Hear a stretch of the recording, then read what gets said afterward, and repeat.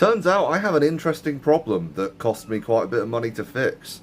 You know my server, my nice Plex server that I have in an AliExpress special case? Um, it requires 92mm fans to cool the hard drive bays, which I initially thought were 80mm because I'm not familiar with 92mm fans. I knew they were smaller than 120, I knew they were larger than 60, I assumed it was 80mm, I didn't measure them, so because I'm an idiot.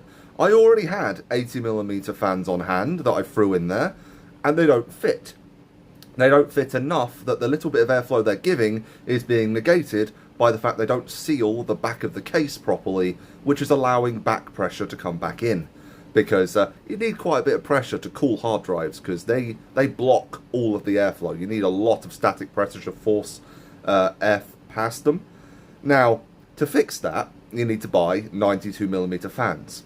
And because my server, since the UK has been experiencing this really hot summer, has sent me messages on Discord several times a day to tell me that one or two of my hard drives are above 58 degrees Celsius, I figured it was about time I ordered the correct fans.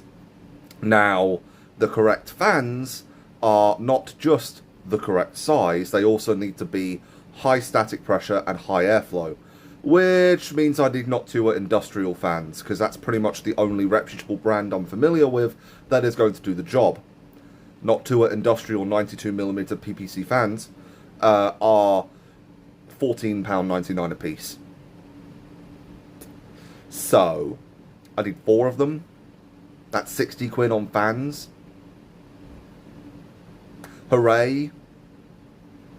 Not to mention the 300 I need to spend on hard drives before the end of the year. Well, a hard drive. 300 doesn't really buy you more than one hard drive anymore.